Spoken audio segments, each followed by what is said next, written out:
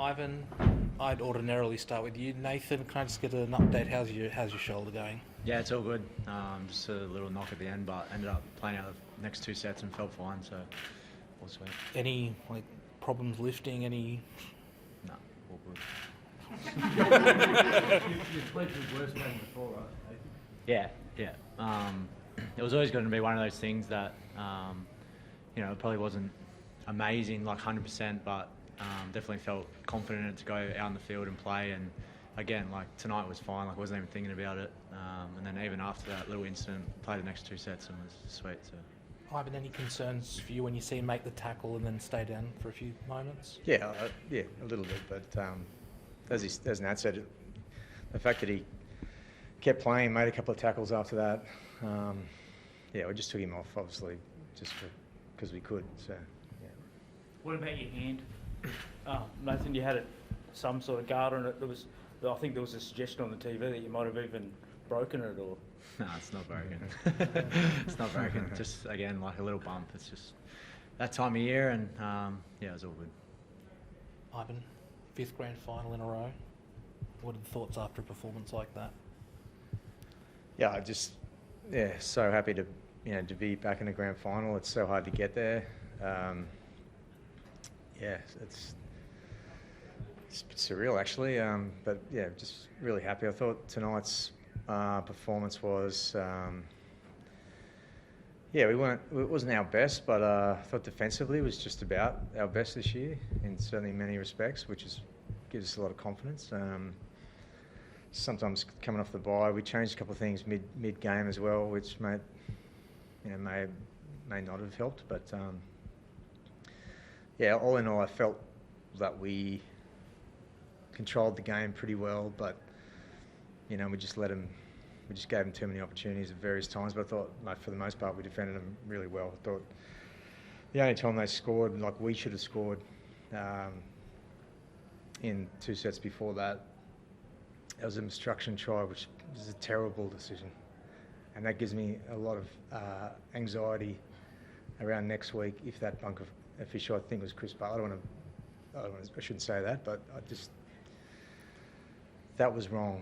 And it's been happening all year. And they shouldn't have even scored.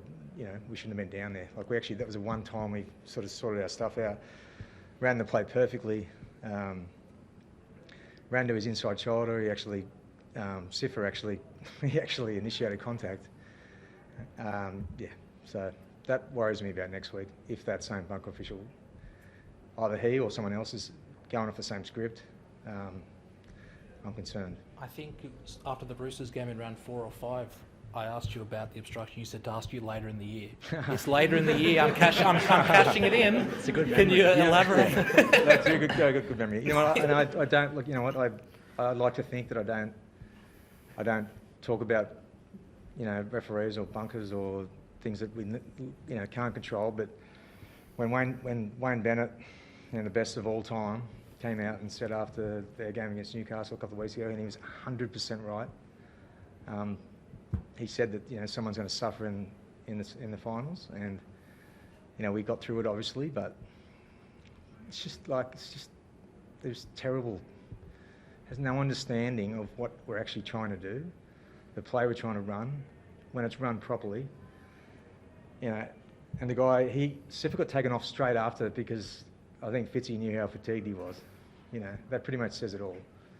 I know we got through the game tonight, but next week, like the biggest game of the year, I'd hate for something like that to happen. You're not a coach who usually does this, but will we see clarity during the week about the obstruction calls and interpretations before the grand final next week? No. They've got to work it out. It's a big call for Graham. I don't know if Graham makes the selection on who's in the bunker, but whoever's in there needs to understand what we're trying to do. There's a lot of referees not refereeing next week. Some of the best in the game. So surely someone can work that out.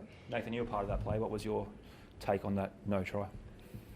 Yeah, I didn't really understand because essentially Garns is trying to run inside Siffer, and then Siffer initiates contact on his inside shoulder, which bumps him into the person inside him. So and then we score in the corner. Like I just didn't really understand.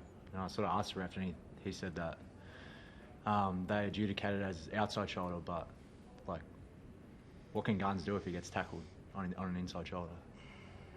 Well, I mean, just on the tries that you did score, like there's a lot of grand final experience in this squad. Paul Alamotti's not one of those guys. How much confidence do you take out of that performance? He scores 2 tonight. I think almost forced a line dropout in that second half.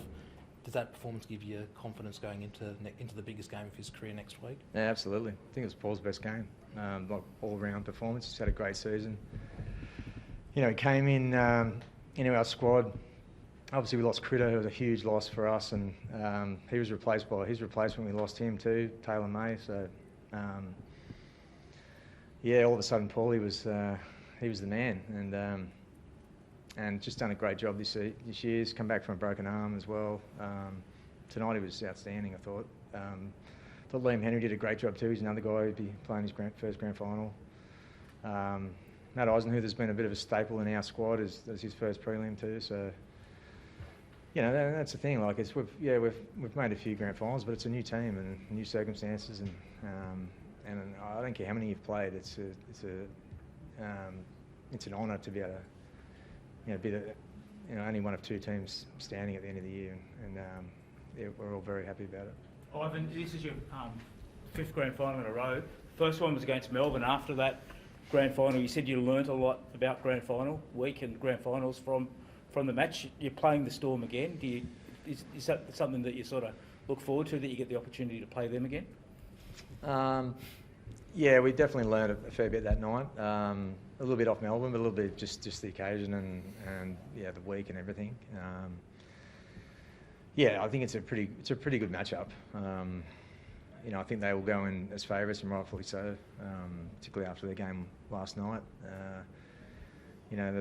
They've beaten us twice this year, so yeah, it's so exciting, and I think we probably have been the best 2 teams this year. So, but they're going to be more than a handful. So, but that's what you expect on grand final day. So you're the 3-time premiers, but you think you're the underdogs? I don't do the betting market, but yeah, I don't know. Ivan, do you reckon this has been one of the more challenging years? Like you mentioned, the turmoil changes to your backline personnel. Like, of all these years you managed to get to the grand final, is this one be the hardest, especially injuries as well, I guess? Yeah, it's hard to compare, but it's definitely been challenging. I feel like our depth, you just can't have, as good a depth when you're consistently losing not only high-class players, but you're losing players below that as well. So our depth has been very young this year. With obviously, Nat's been out for a fair bit of it. Had the same Origin, contingent as usual.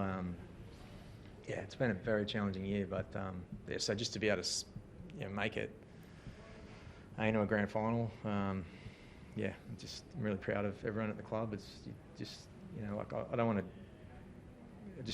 just can't make light of it. That just to make a grand final is a huge effort by so many people. With so much work that goes into it behind the scenes, and yeah, I'm just very happy for our club as a whole. I know you love to have the same players you had in 2020 still playing now. Like, the salary cap didn't exist, you could just keep that group. But does it give you a bit of pride how different your team is now as opposed to 4 years ago when you make that first grand final, and sort of how much you guys have had to embrace that challenge and sort of become a steelier side because of it? Yeah, it does. Yeah, I don't like any. When you lose players, particularly after you go through such good times and experience what we have. It's the bonds you should have. Will be there forever. But at the end of the day, we are a development club, and we've got to keep. If you're going to develop players, you can't have the same guys all the time. So yeah, it sort of shows that doing some things, well. Yeah, we just want to be a consistent and reliable team, and it's a never-ending challenge, and we'll keep looking to do that again next week. Ivan, Fitzy used the word dynasty to describe what you're doing. What does that word mean to you? Is it part of what you're trying to achieve? Does it ever get discussed? Do you want to answer your question? Yeah, no, you've got it. Yeah, well, no, it doesn't get discussed. I don't. Yeah, I get what a dynasty is, but I don't know the actual. I don't know the definition. We just want to be. We want to be consistent. We want to be a team that our community is proud of. We want to win. As I said, it's a never-ending goal and challenge, and we're up against a club next week that have set the benchmark for that, and a club that I've said before, we're inspired by and we look up to, and yeah, so it'll be a good matchup next week. It feels strange not to ask actually about Nathan's performance. Kicks the 40-20, pretty similar to the one in the grand final. Throws I think 3 try assists tonight. The try-saving tackle. Just a few words on how he performed tonight. Yeah, I was getting a little bit emotional. I think I'm so proud of him. Like just what he's been through this year, and just the work he's done behind the scenes. No one will ever know. Just to be able to come back and just play like so well, not just me, but everyone in our club is obviously so happy that he's back and is part of our team, and just to be able to come up with just about every big play at the right time tonight is what it's all about. So yeah, full credit to Nat. How proud are you, Nathan? Mitch Kenny revealed you're off to Warrington next year, so you've got one game left apparently. But just as Ivan said, for everything you've gone through, like this year, 2 hamstrings, shoulder, to produce a performance like that, has it hit you like what you've been able to achieve?